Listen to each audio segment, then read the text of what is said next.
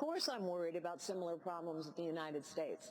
We cannot allow refugees to enter this country unless we can adequately vet them, and we know we can't. Therefore, we should stop allowing refugees into this country. And by the way, we do not need to be lectured about why we're angry and frustrated and fearful because we've had an illegal immigration problem in this country for 25 years.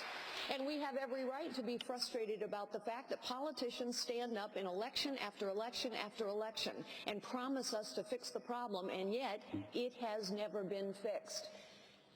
I offer leadership that understands that actions speak louder than words, that results count. We must secure our border. We must fix our broken immigration system. We must enforce a pro-American immigration system that serves our interests, not the rest of the world's. I understand what it takes to translate goals into results, and that is what I will do as the President of the United States. Of course, we should be worried, for heaven's sakes. This administration has now told us they don't know who has overstayed a visa. This administration has told us they don't even bother to check Facebook or Twitter to find out who's pledging allegiance to jihadis. We can do better than this, citizens. We need to take our country back.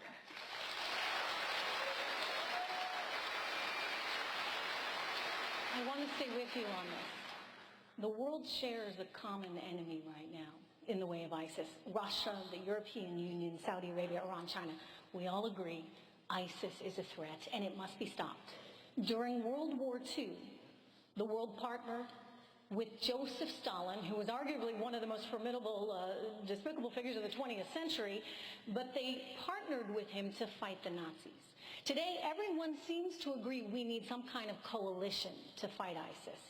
Do you agree with that? And if so, would your coalition include possibly Russia and Iran? We need to be very clear-eyed now about who are our allies and who are our adversaries. In the fight against ISIS, Saudi Arabia is our ally. Iran is our adversary. And despite Donald Trump's bromance with Vladimir Putin and Russia are our adversary. We cannot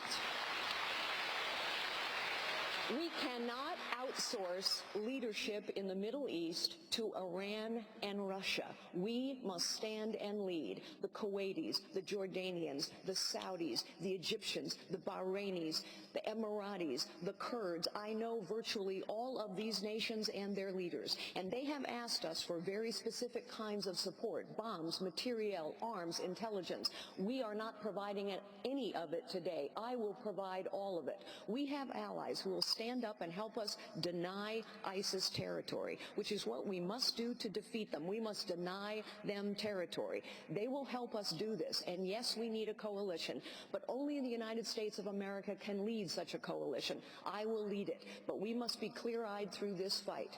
Iran is our adversary. Russia is our adversary. We can never outsource our leadership. Only the United States of America can lead to defeat ISIS. I will.